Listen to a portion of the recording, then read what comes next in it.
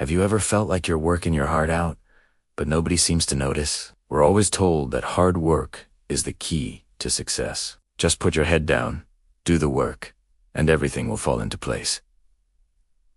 But what if that's only half the story? Sometimes, pure effort isn't enough. You also need the wisdom to make your presence, not just your hard work, truly felt. Imagine a lamp burning quietly in a corner all night long. It does its job perfectly, but no one really pays attention to it. Then, suddenly it flickers and goes out. In that moment of darkness, everyone looks up. They finally notice it. In a way, people are like that too. If you're always there, silently doing everything, people might start to take you for granted. If you never let them see your value, they might one day forget it exists. This reminds me of a powerful story. In a small, bustling factory, there was a young, ambitious worker. He had a mentor, an old, wise craftsman who had seen it all. The old man often gave him advice, saying, "Son, just focus on your craft. Talk less, work more. Master every skill you can, and make yourself so indispensable that no one can ever replace you." The young man took this advice to heart. He poured all his energy into his work, day in and day out, year after year.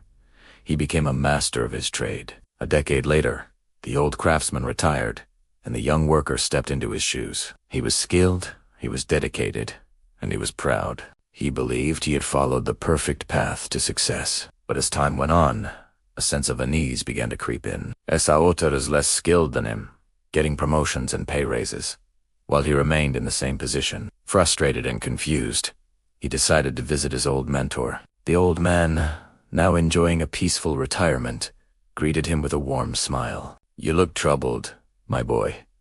What's on your mind?" The young man sighed deeply. "Master, I did everything you told me. I work harder than anyone. I stay quiet and focus on my tasks. I know for a fact that I'm the most skilled person in that entire factory.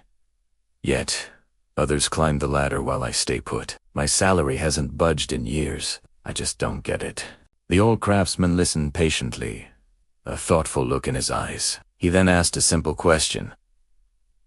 "Do you truly believe you are important to that factory?" The young man replied, his voice full of conviction. "Without me, things would fall apart."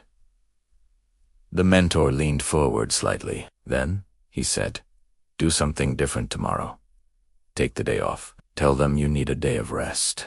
The young man was taken aback. A day off? It went against everything he believed in, but he trusted his mentor, so he agreed to try it. The next morning, for the first time in years, he didn't go to work. Back at the factory, chaos ensued. Machines broke down, production lines halted, and problems that he would have solved in minutes piled up. The manager, frazzled and stressed, finally realized just how much they relied on the quiet, diligent worker. When the young man returned the following day, he was immediately called into the manager's office. "Your absence yesterday caused a huge mess," the manager admitted. "We couldn't handle the issues without you. It's clear we haven't appreciated your contributions enough." And right then and there, he was given a promotion and a significant raise. Elated, the young man rushed to his mentor's house to share the good news. "Master, your advice was brilliant. It worked.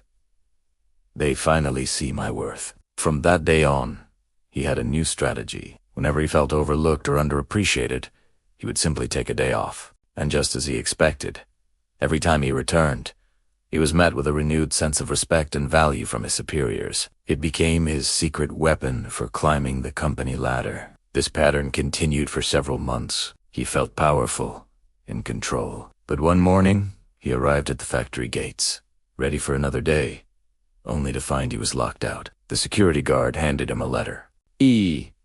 Was wieder. The company has decided to move in a different direction. It read, "You don't work here anymore." Shocked and heartbroken, he couldn't understand what went wrong. He ran back to his old mentor, his eyes filled with desperation. "Master, I did exactly what you said. I showed them my value by being absent. Why did they fire me?" The wise old craftsman looked at him with a deep sadness. "My boy," he said gently, "you only learned half of the lesson." The young man stared at him, confused.